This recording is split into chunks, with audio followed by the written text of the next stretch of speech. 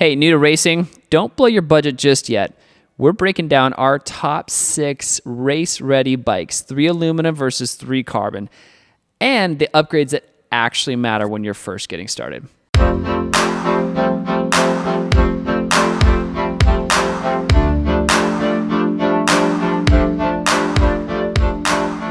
All right, welcome back to Bespoke Endurance. Today is episode 12 of Recreational Rider to Racer podcast series, where Josh and I are transforming into racers, leveling up on the bikes and in life in the midst of having busy lives, work, and young families. Hit that follow button. You won't be disappointed. All right, Josh, this week, let's just jump right in. Yeah. You, this past week, did a time trial. Sure did. So you were on your TT bike up in Dayton, Ohio, doing a 10 mile. 10 mile. Okay. Yep. So walk us through your TT, because I have a ton of questions, because I was going to try to do it with you, but it just didn't play out in the personal life cards this week. Yeah. Where I could join you. So you flew solo, but I want to hear all about it. Yeah, no, it would have been fun to have you. I think you definitely need to do one. They're really fun. I would say that it was one of those experiences that was always kind of in the back of my mind, as when you see, especially even like in the pro days or in the world tours, where you see guys where they do these time trials and you just think, man, that's pretty cool. That's kind of fun to do that. And that would be really cool to just try one out. So did it up at Right Pat. And it was a really unique experience. So a couple of things that I really loved about it was they had everything from the moment that you get there. There was probably maybe 40 total people that showed up for this event. And from the moment that you get there, everything was, hey, this is your exact time. And they had people go every 30 seconds. So what was really nice was my time started right at 6:15, and they have you lined up with and they're just, hey, when it's your time, you take off. And that was really cool, because it really felt like kind of a race where you're just like, okay, you better be prepared to just hit the gas when your time comes. So my TT went okay. Okay. One problem. What? I forgot to swap out my power meter pedals from my SL7 to my TT bike. So the problem is I don't have power meter pedals on my tri bike. Well, no, that's why you get the pedals, so you can swap them to different bikes. Right. The problem is if you forget and then you show up and you're already an hour plus away, you're like, I'm still going to do this event. I'm just going to do it without power. So the problem is when I was talking to our coach about this, we had a game plan for power. What was the plan? So the plan was to do it by power. Didn't go according to plan. But did he give you, Yes. Did you have a target range Yep. of what you wanted to try to hit? Yep. So the first 5 minutes, not going out too hot. So that meant for me being somewhere in that range of sticking above 260, Okay. but below 300. Definitely don't go above 300 for that first 5 minutes, I should say. Then the next 5 minutes, adjust accordingly. So if you feel good, increase it a little bit.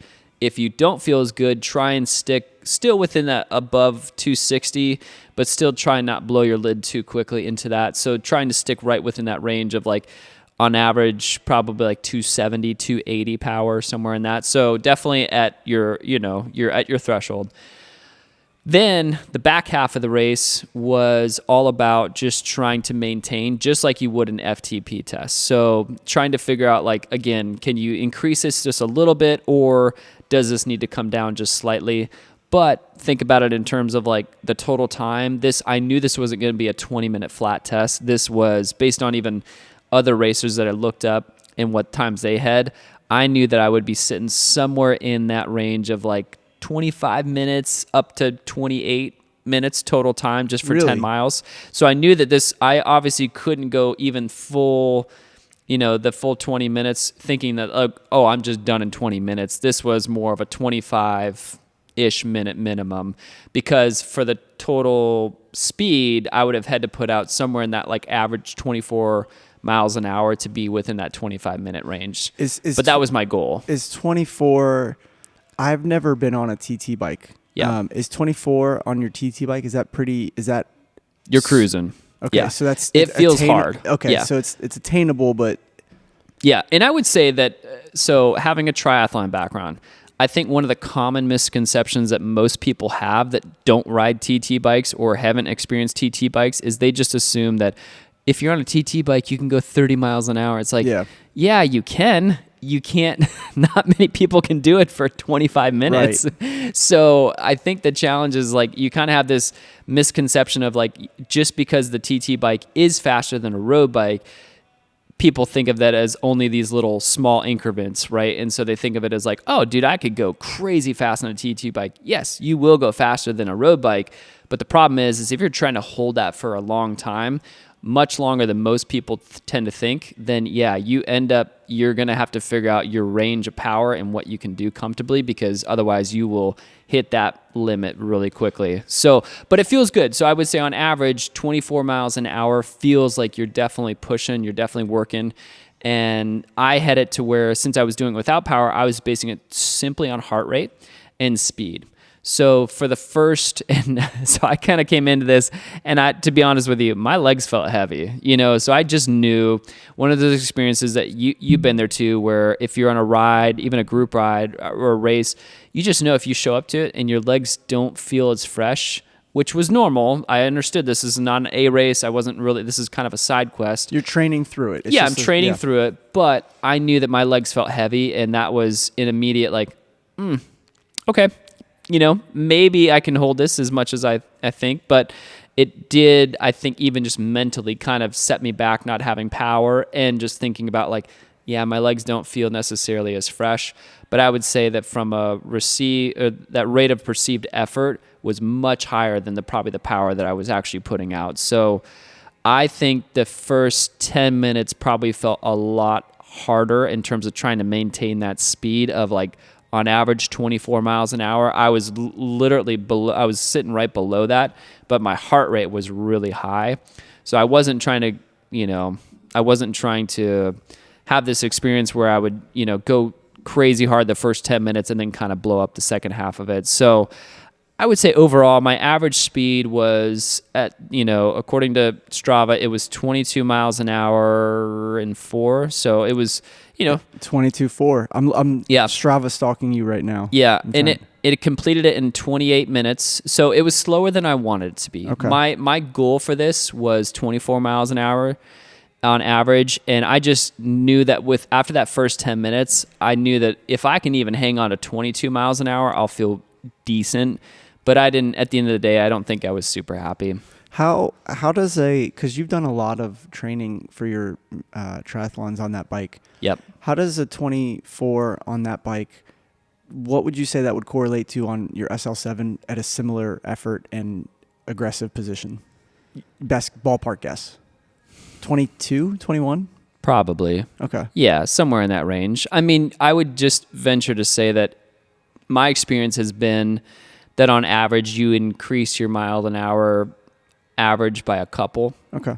Comparatively. So like a 19 mile an average speed for if you're just doing a generally a flat going out on your road bike and you're spending 2 hours, if your average speed is 19 miles an hour on a TT bike, my experience has been you could probably do that similar effort within 21 miles an hour, somewhere in that range. So, but it hasn't historically been this like, 19, yeah, I can go 28 miles on my TT bike. I think some guys and gals can, not me. And I don't think that's most people. I mean, it's crazy when you watch the pros and they're holding 30 plus solo, not in a draft, not just dead flat, really no wind. You're like, wow, that is impressive. The power they're putting out. Yeah. So was it, what was the course? Was it windy? What were the conditions like? Because we've had a ton of crappy weather the last week. It wasn't great. It started out, I think it was 40 degrees when I started, somewhere in like 40, 41. So I felt like I layered correctly. I didn't rock a jacket. I just had I had like a long sleeve and then a jersey on, and that felt fine. And I just had long bibs on.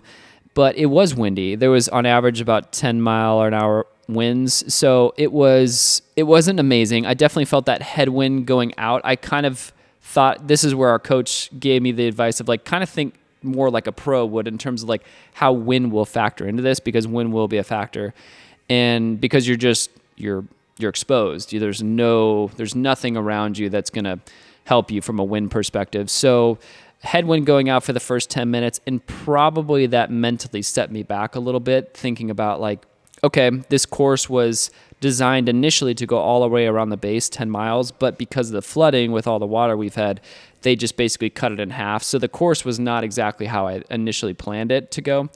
And I think that kind of threw me off. So you had to too. do it out and turn around? Like on the... Yeah, and mentally the turnaround was, I wouldn't say it was great. It was actually, because you're in this, like, you're on this road that's not very big, and not very wide, I should say. And the turnaround was just these 3 cones. Now they had mentioned it. Hey, at mile 5.1, you're going to make this quick turn, but just be prepared for it. And if you've never ridden a tri bike, those things are like trying to turn a ship. They are not agile bikes to be turning quickly around some of these corners. And so it was very clunky. I probably lost 30 seconds just doing that stupid turnaround.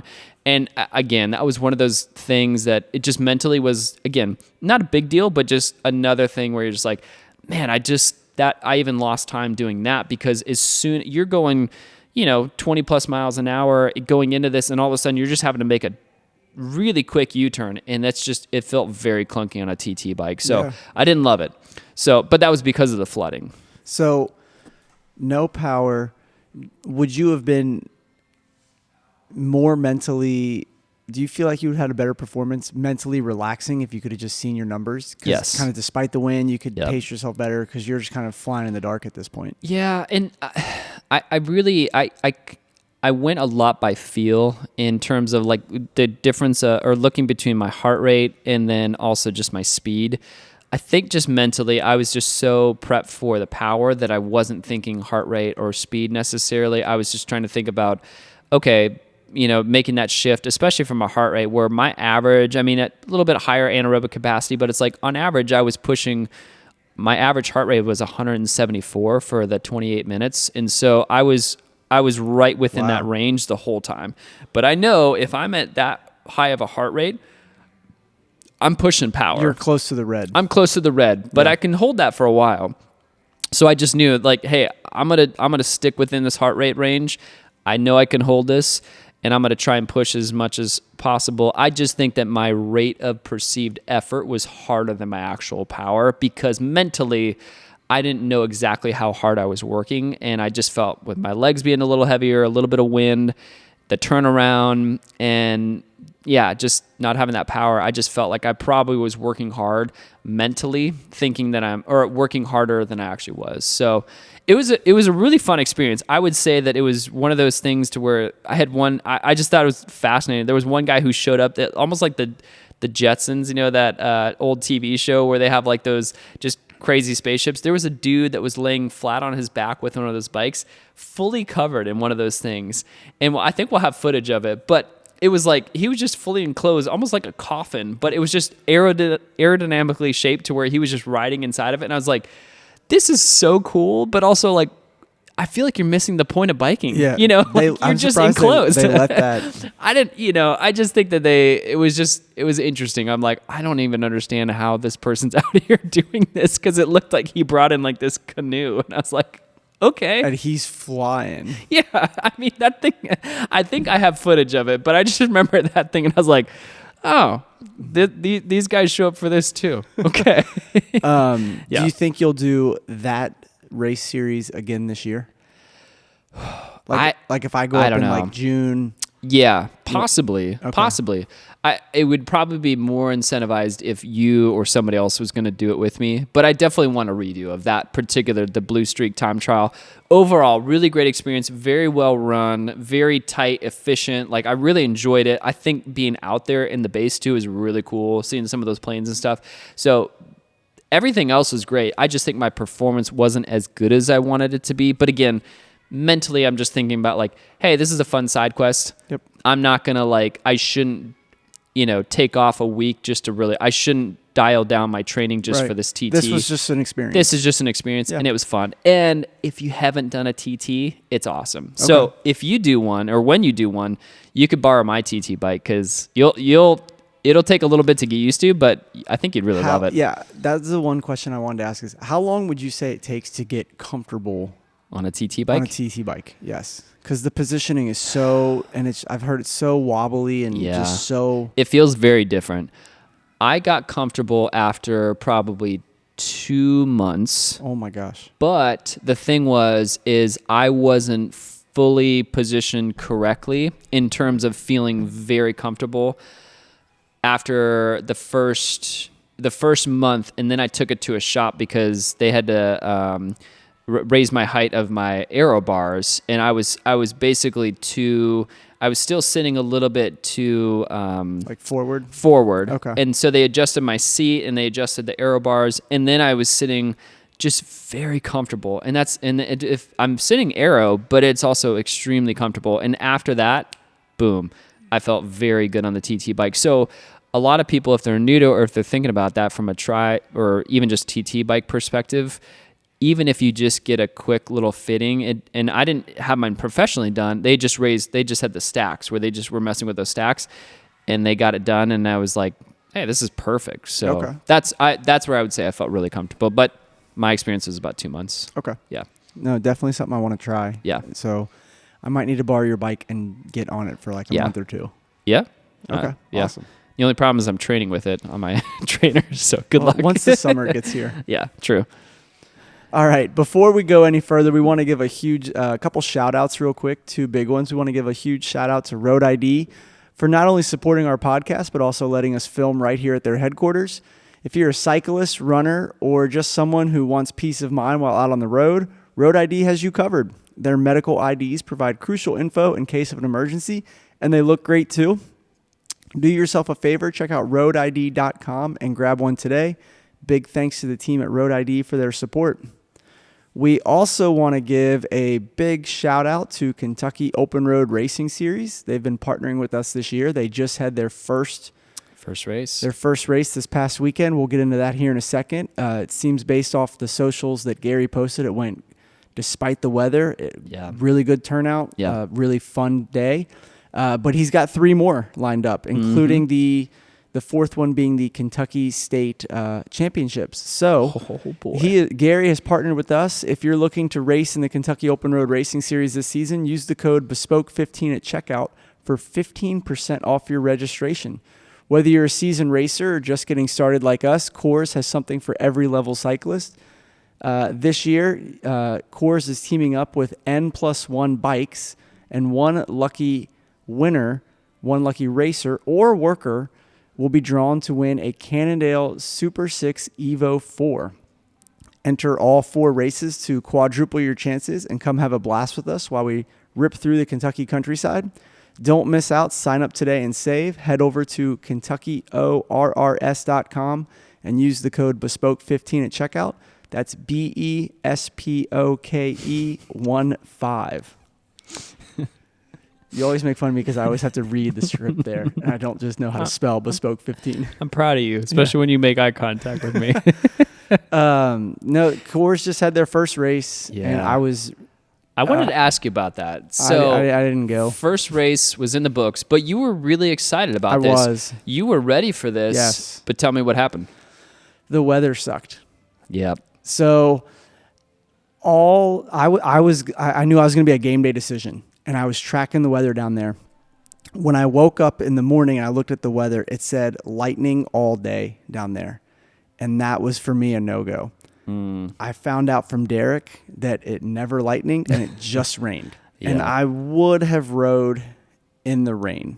Oh, you would have? I would have rode in the rain for that race. Now, like some races, not so much, but this kind of got me thinking, like, so a few months ago we talked about, your threshold for training outside in the cold or the elements. And it got me thinking, what's your threshold for racing? Yeah. Like in the elements. Yeah, it's a great question. But let me flip that question and throw it back to you. So lightning's a no-go. Right. But tell me about would you race in the rain for your A race for Cherahala. Yes. Without a doubt, yes. That to me is like, for your A race, you have trained all year for this. Mm-hmm.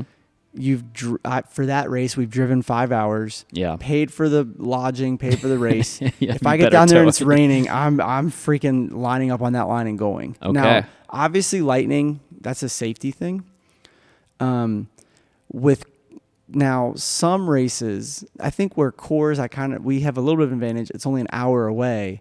So if it was raining just enough from what I've heard that it would have been fine. If it would have been monsooning, probably not for a race like that. Yeah. A crit, no way.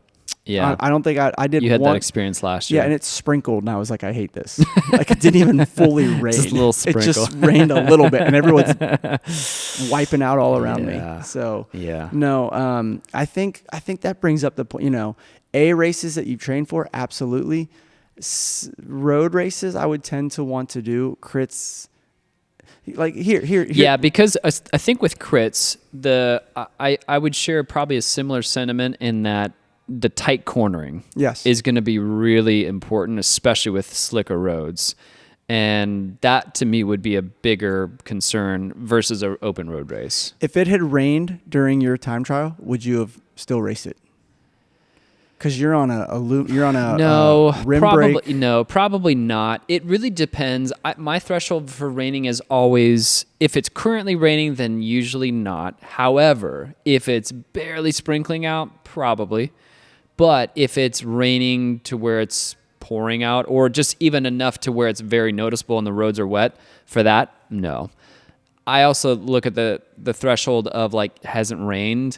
That would be a consideration for me. It's like, okay, did the roads dry up at least a little bit for this to clear up? Now, really just depends. But I think in general, I would tend to agree with you. I would be more on the hesitant side, just from simply if that, like, especially if it's not my A race. If this is a side quest like the TT was, it's like, no, because if I wreck myself, now I've just put myself in a worse position for training for other things I really care about. Right. And then B, it puts me in the position of like, well, what happens to my bike? Right. It's like, man, if I wreck and I ruin my whatever part of my TT bike just doing this or going down, it's like, I'd regret that instantly. Just being like, I could have just waited. Is your TT bike carbon or aluminum? It's carbon. And you've got rim brakes. Yep. Carbon or aluminum wheels? They are carbon. Oh, so they're knockoff. You're not stopping on that thing ever in the wet. No, it's horrible. Yeah. You hit the brakes on that and you're still going to skid to a PR. Yeah, that's right. Like, you are not stopping. Yeah. Okay. Yeah. So I think But you have regret from that. Yeah, oh man, looking at the pictures, honestly, when I called Derek when he was driving home and he was like, it wasn't that bad, and he was talking about his race, and then I started looking at the Cat 5 and like seeing who won. I'm like, I should have gone. I think Derek also has that mentality of like, you gotta toughen up for things like this. And even our text exchange with the three of us, he was definitely trying to push you to still come out there and race. Oh, yeah. So I don't disagree with you, because part of me is like, it becomes a safety thing, and it is also one of those, you just never know. Right. And if you go down, you wreck, you immediately think about like, did I really have to be out here doing this? Was this worth it? Was this worth it? Right. But I can understand the flip side of it too, where it's like guys like Derek and others that have raced, and it's like, hey, it wasn't that bad. And you know what? Hey, it becomes a little bit smaller field, and now I have an even higher chance of winning. So, there's that side of it too. But, but the next one, you got the next one. Are you going to the next one? Or is it number 3 you're going to? I think it's number 3 at this point. Simply, I'm not 100%, but simply because I've got a crit race the weekend before, and then I'm gone the previous weekend prior to that, and it's just from a family perspective, it's a lot to ask, especially with a 10-month-old and then a 6-year-old at home. It's chaotic. That's kind of what happened for us. And with to be the gone a TT. lot every weekend is kind of like, I might be might be on a short leash. That's what happened for me with the TT. We were gone in Florida, got home, and then it was like the TT was a couple days later. Yeah. It's like that's a lot. You got to prioritize your family. That's the boat we're in. And like many others, where if you find yourself in that position of choosing your family over, a fun hobby like this, it's like, you got to pick your family. Now you talk about it and you plan out, but if it comes down to just purely like you're throwing this out there and it's like, this wasn't initially on the schedule, so harder to say yes from the spouse perspective. Yeah. But yeah. Okay, so jumping into our main discussion, we're talking about buying your first true race bike. So take, for example, anybody who's new to racing or thinking about getting into racing that hasn't had that purchase yet for their bike, and they're thinking about it, and they want to buy something new. So we're not talking used, Okay. because it's a whole nother discussion. Right. But we're just talking brand new. They want to buy a brand new race bike. Now, they can go two ways. They can go aluminum or they can go carbon. I thought it would be interesting for us to kind of give our top 3 picks in each of those categories. Okay. So for the purpose of this conversation, Yeah. let's set up a couple like ground rules. Yeah. Because obviously anybody could say, "Oh, if money was limitless, I'd get the Dogma F, the $15,000." Yeah, so, that's fair. So let's say the top highest end tier bikes is off the table. Yes. So what's the price Threshold. roughly threshold? Okay. Yeah. Like what's the So- range that we're looking at? Good point. And good to clarify this before we get blown up in the comments. Yeah. But it's the threshold being that for you're sticking in that range of $3,000 to about $7,000. Okay. Or I would say generally somewhere in that $2,000 to $7,000. So of course aluminum bikes are going to be cheaper, but then we're talking mostly for the price limit. We're really limiting from a carbon perspective. I would say the max would be let's try and stick under $7,000. Okay. Under 7. Okay. Yep.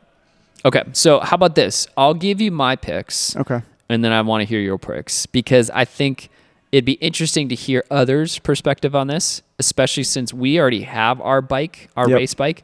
But we already had this before we got into racing. So here's where I land.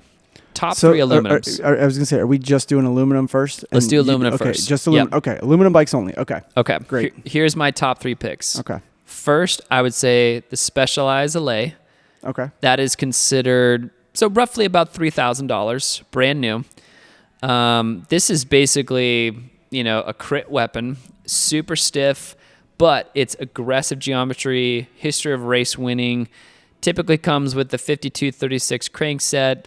It's got DT Swiss wheels. It's just a great all-around aluminum race bike. And this is to where if I didn't have our Tarmacs and I just wanted aluminum, I would pick the Specialized LA. Now, that bike is considered this with the Cannondale CAD. That's the other bike I would pick, the Cannondale CAD 13. So this comes stock with disc 105. This is a disc brake, and then it comes stock with 105s, typically a little bit lower price range than your Specialized, so somewhere in that like $2,300 range. This is really kind of considered the gold standard for aluminum race bikes, where it's stiff, snappy, and it's really just aerodynamic enough for racing. So you could line up at a race and feel really good about this bike. Same with the Specialized LA too. Each one of these bikes are going to be a really good entry-level race bike for you. So that's the top 2. The third one I would pick would actually be a Trek Emonda, the ALR 5. This one sits actually pretty similar price range to the Cannondale CAD, but why it's great is because of its lightweight. It's super responsive, handles like a dream, and it's a little bit more on that climber-friendly side. So let's say you're getting into racing and you want a little bit more of that like climber-friendly bike from an aluminum perspective. This is the bike that doesn't look or feel cheap. Typically, this one's coming with the 5034 crankset. It's 11-speed.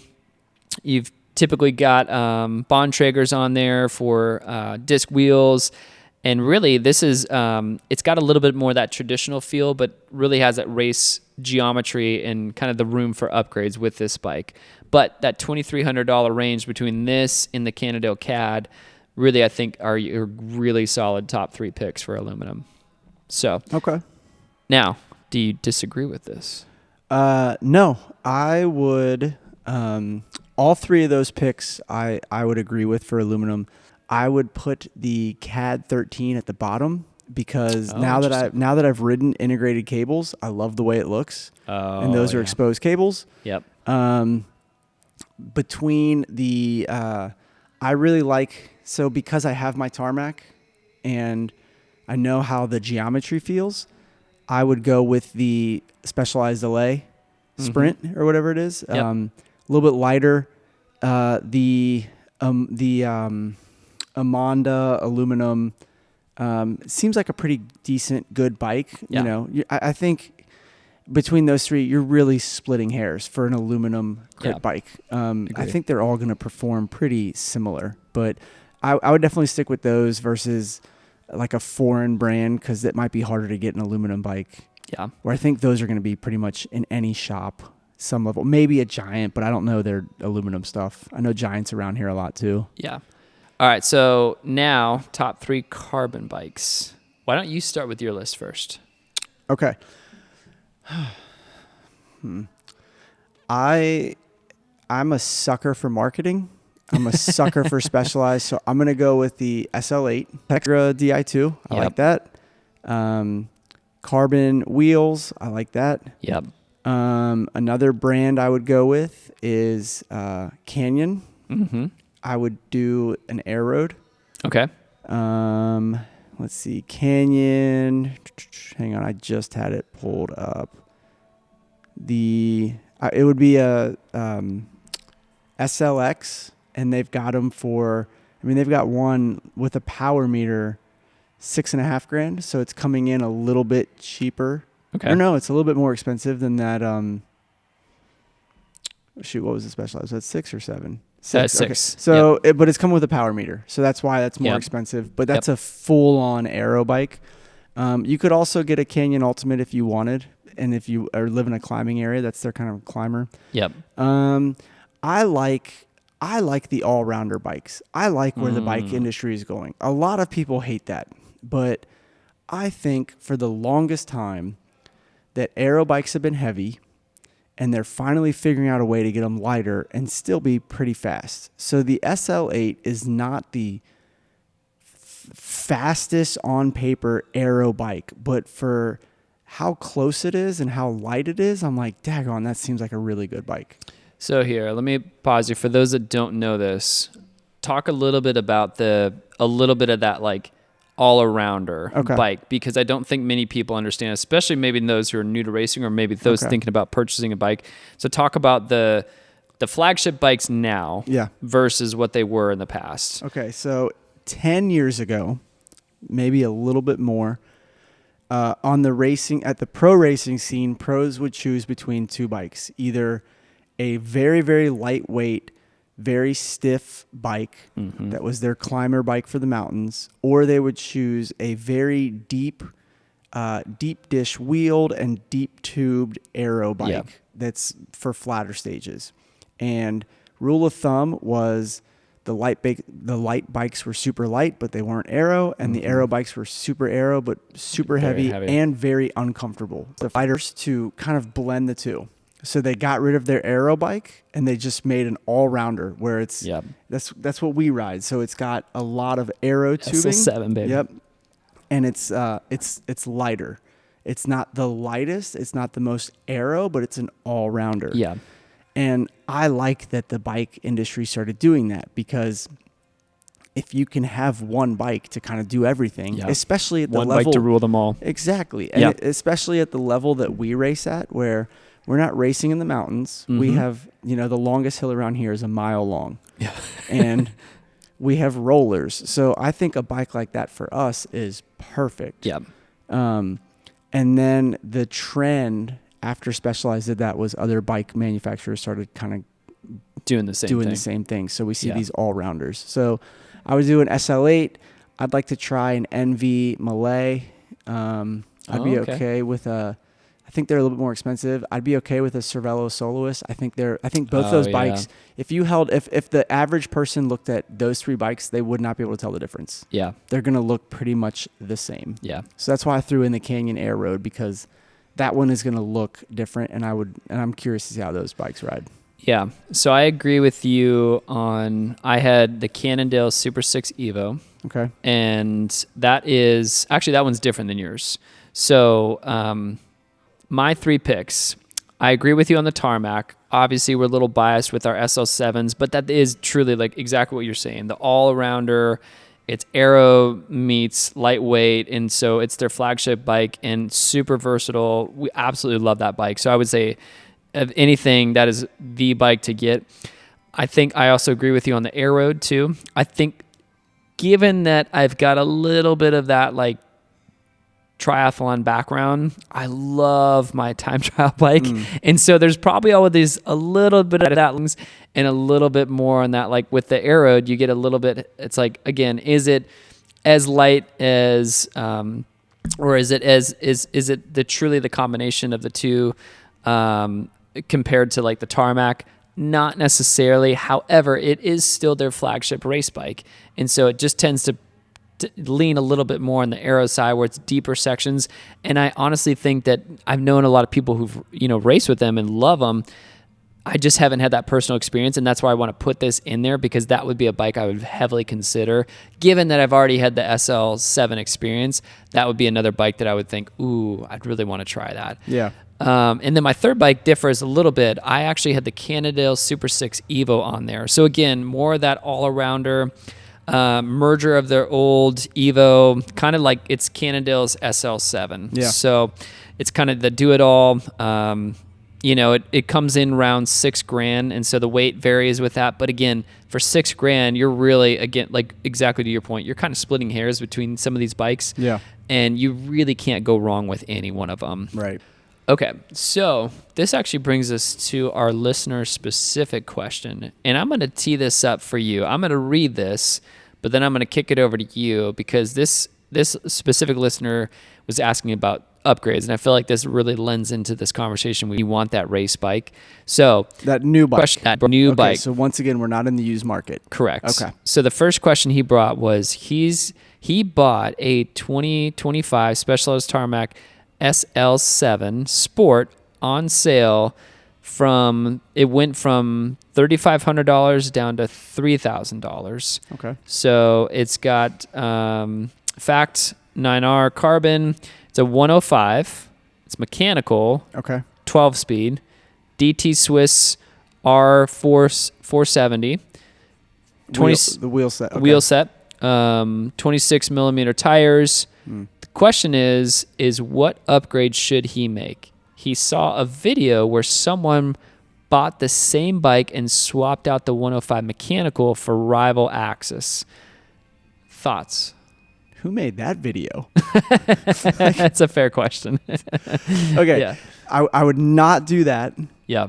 If he's looking to go in the electronic route, he's already got 12 speed. Let me ask you this then. So from an upgrade perspective, how important would you, from a bike fit compared to your upgrading handlebars or your wheels, or even just you're trying to get a bike fit itself, what upgrades would you make specifically if you were in that position of you could make one thing? Only one. What would be your first thing you'd want to do? That would help you. Okay. You're new to racing. See, what's hard is after we started this, I thought of one that like just popped in, but that's big. As soon as you said 26 mil tires, that's the first thing I would change. Okay. I would get 28s to 30s. Yeah. And I wouldn't consider that. Just because of the rolling resistance? They're going to be more comfortable. Yeah. Rolling resistance. They're going to be more comfortable. You can run them tubeless and run way lower pressure. That was something. As soon as you said 26, I thought that's the first thing I would do. Okay. And I wouldn't consider that a quote upgrade, because probably a lot of shops would just swap that for you. You think so?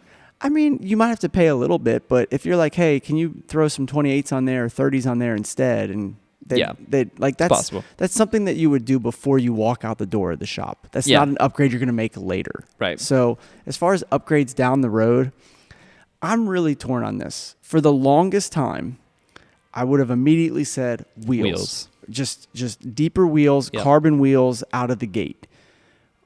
When we saw that video a few weeks ago where they put an SL4, a Tarmac SL4 that's 10 years old, up against a brand new Factor, I think Austro Vam, and the Tarmac was faster. And they chalked it up to it had a narrower handlebars to put the rider in a more aggressive position. Yeah. And our coach is big on this. It kind of got me thinking, okay, you could get, he could get the, and we talked about handlebars a few weeks ago. He could get some 38 millimeter carbon handlebars. He doesn't need a full one-piece cockpit. He just needs the bars. Yeah. And that would bring, because you would immediately be more of in a tucked, you'd be in more of in a tucked aero position. I don't know why every bike still, except BMC, every bike with the exception to BMC is still putting out wide handlebars. So they just want you to upgrade. I guarantee his bike, I'm not even looking at it, and I guarantee if you go to the website, it's going to say 42 millimeter handlebars. Yeah. Or 44. Centimeters. Yeah. 42 centimeter handlebars. And that's like, correct. Have you been on, since you've got those bars, those 38s, have you been on a 42? Have you gone back and like hopped on your old bike? No, because the only bike I'm rocking is my TT, and I'm never, I'm just on my, I'm in my aero bars. When I go out with the kids and tow them around on the little trailer thing and I ride my aluminum, you feel like you're riding. I feel like I'm freaking driving a semi truck. I'm like, what are these? Did I ride this for years? It's not comfortable. Who was I back then? So, I don't know what I was doing. So I don't know.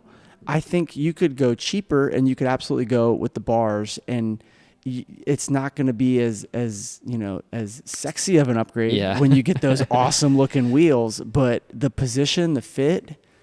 Well, it's cheaper to get a bike fit too. Yes. Compared to an upgrade of wheels. You know, so most wheel sets are going to rock you, minimum $1,000, sometimes even more, for sure. Somewhere in that 1,500. Obviously you can go even more than that. But so if in terms of like a bike upgrade, I think it also depends on price point too. So if you're looking to try and torn between a bike fit and just getting deep set wheels or a really nice wheel, I would say that if your budget is a little bit tighter, do a bike fit. Because you'll still get a really good advantage that most people don't have, where you're going to be in a much tighter, much more aero position, which that is half of the game in terms of just the performance. Is if you can get more aero in your body itself, that already is going to be a huge game changer for you. You know what? I'm going to double down on this, because now that I think about it, when I was in the Georgia race and I got up the road, and I was like solo trying to tuck. Yeah. I knew, and Derek and I have talked about this, about trying to get a longer. Yeah. And I'm like, I genuinely feel like this is that would have gave you that extra edge. Allow me to tuck a little bit longer, a little bit lower. Yep. And I can absolutely feel it. So I'm going to double down and say the fit and narrower bars. Yeah. But wheels are awesome to still get. Well, they look cool too. I mean, nobody really looks at your handlebars and says, dude, you have an amazing handlebar. And not only they will look at your wheel set and say that. And not only do they look cool, they sound cool. Yeah. Like when they have that like whooshing sound, like whoosh, whoosh. I love that sound. When you're like going, oh my gosh. What is wrong with us as cyclists that we like? Is there something just weird about that sound that we all collectively say like, oh yeah. That's pretty cool. But that would be, I think any of those are going to get him a lot of speed. Yes. Wheels are going to get him some speed, absolutely a better fitting position, narrower on the bars are absolutely going to be a great fitting position. Yeah. I mean, it sounds like he got a great bike in the sense of the 9 carbon is kind of the entry level carbon. Right. He's got a lot of room where he didn't break the bank out of the gate. And now he can kind of, rather than I just dropped $6,000 like we were talking about doing a few minutes ago. Exactly. So I think it sounds like he got a really good bike, and I hope he really enjoys it, and I hope he has some awesome riding with it. Yeah.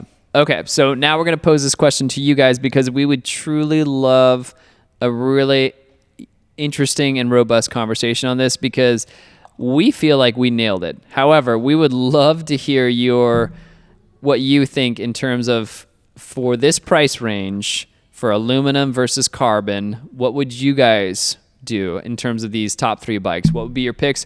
We'd love to hear it. Let us know in the comments. And yes. Okay. All right.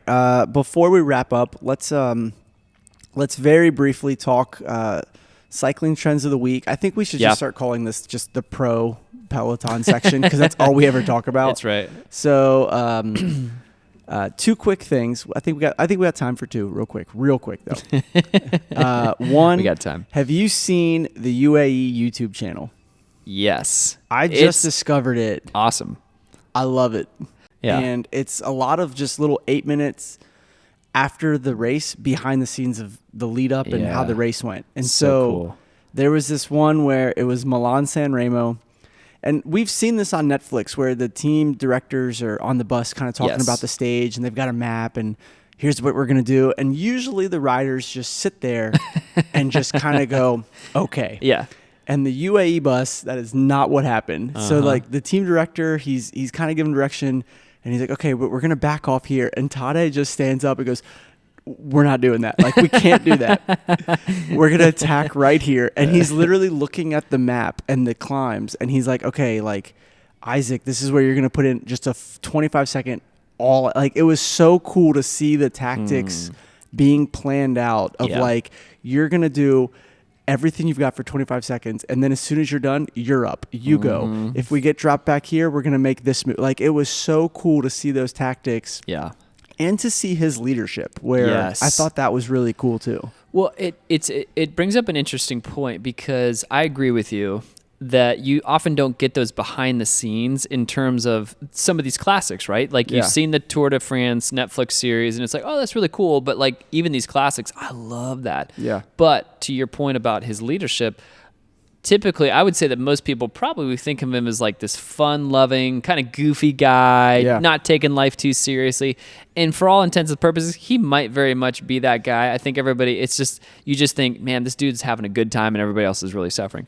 But from a leadership perspective, when you see this video and you see him talking to his team about like, no, this is, you do this here and you do this, it's like, oh, that's a different side of Tade. This guy's in charge. This guy's in charge, but man. He's not. But he still doesn't come across like a jerk. No, that's the beautiful part. Is like it's leadership, but leadership done to where everybody in the team is not cringing at what he's saying, because he's just a super likable guy. Yeah. And I think everybody in his team respects him and is like, yeah, you're the best. But also like, given his experience, he's saying, yeah, this is what we need to do. Because this is how we can win. So I loved it. I think it's a different side of Tade. I agree.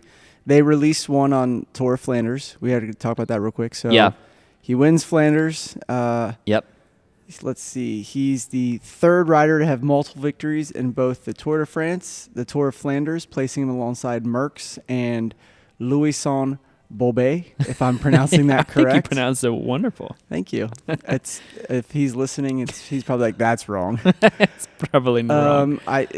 After this race, we saw a lot of stuff on social about him now. Like, Eddie Merckx comparisons. Like, it's all the time. Yes. Are you seeing this as much as I am? Oh yeah. So let me pose this to you, because this is where I had to look this up to see the comparisons, because you just kind of get flooded with it now, where you think, okay, how does he actually compare to arguably considered the most well-rounded, probably considered the GOAT still to this day, but Eddie Merckx in terms of him versus Tade. So Eddie has 4 more Giro d'Italia wins than Tade. Okay. Tade needs 1 Vuelta. Okay. Because Eddie doesn't have one. And then Tade needs 2 more Tour de France wins, or championship wins. Okay. And then he needs 3 Paris-Roubaix wins. Okay. So, honestly, when you compare that... But he's only 26. Right. Let's not forget that. So he's he's obviously on the trajectory of that. But the same standpoint, when you look at all those... I mean, that's a lot. Even for Tade, where it's like, this dude's obviously in his prime. He's probably going to continue to dominate for several years. But when you think about all these races, like 4 more Giro d'Italias, 1 Vuelta, 2 more Tour de France, 2 more World Champions, is like, that's not an easy path to get to that point. I think he'll get really close. I just think it'd be interesting to think about, like, Eddie Merckx has put up quite a record of things that you have to get to that even level. I think absolutely. I think where Tade shines very brightly right now is his like winning percentage. Yeah. Like the amount of races that he's showing won. up. He's it's winning. just when he shows up to the line, gosh, was it last year he won like 30 to 40% of every race he showed up to? Yeah. And that's including like all the like Yeah. what he like been able to say anything about this guy's clearly doping. Whereas Lance, there Yeah. was so much rumors around him. Right. So it's like, oh my gosh, if he could get 7, it's like that's another Yeah. level. Because if we take Armstrong's 7 victories out, Right. the record is 5. Right. And there's only a handful of guys that have that. Yeah. True. So he would be above Merckx in Tour wins. Yeah. And it just depends, right? So Tour de France, if that is the end game, then if that's what his more of a focus is, then sure, then yeah, I think that means less Giro d'Italias, probably less Vueltas, I don't, where I it's don't like, think that's his focus though. yeah, but that's the thing. It doesn't seem like that's his like end game is all just Tour de France. Right. It seems like he wants to do all these other ones too. And so, win everything. Yeah. Which I love. Yeah. Yeah, it's he's been fun to watch. I hope they keep putting out this behind the scenes stuff. Yeah. It's really been cool. awesome. Okay, we want to hear from you guys. If you guys Oh, so we're not doing the rapid fire, are we? not this week. No. The rapid fire has been put on temporary hold because my topics Do you want to go through some of your questions you had for the rapid fire? Do you pay for Strava is one of them? I thought that's a fair question. A lot of people don't pay for Strava. Here's another one I'm going to throw at you. Riding outside equipment. Lights? What? Tell me what was going through your mind with that question, specifically for a rapid fire. Okay. I thought it's getting warmer. People are starting to get outside. What's the essential equipment you need to go outside? And the first thing I thought was lights. I've never thought about lights before. Yeah, you know what? I'm new to racing. I need to think about lights. Is that where you? Is this the? Is that where that conversation was headed? You want to get a good light so cars see you. Like if you ride early morning. Okay, fine, maybe not. Never mind. You don't think people think about that when riding outside? I love it. Dude, if you're new to riding, here's the thing that sucks about riding. You get your bike, and the first thing you get duped with is you think, oh, I got a bike, I'm good. You have no idea you have to spend like another $200 worth of crap. You really do. Like, yeah. Stuff that you don't think about. So, lights are probably in that category. Yeah. Okay. When I first got a bike, I didn't even have bib shorts. Like, I didn't know. That should have been a rapid fire. Do you ride with bib shorts? Do you ride with bib? Great question, Greg. Great question. Can't wait to dive into this one. Yeah, and to answer your question, I do pay for Strava, so thanks for asking. Great rapid fire. Hey, we're going to jump into our outro. If you like this, please share this with a friend who's thinking about racing. We would love to hear from your guys' picks on our aluminum bikes versus carbon bikes. And if you're new to racing, what do you think would be your pick for your best bike? All right, we will see you guys here next week. And do you pay for Strava? And do you pay for Strava? Somebody let Greg know if you pay for Strava. I'm done. All right.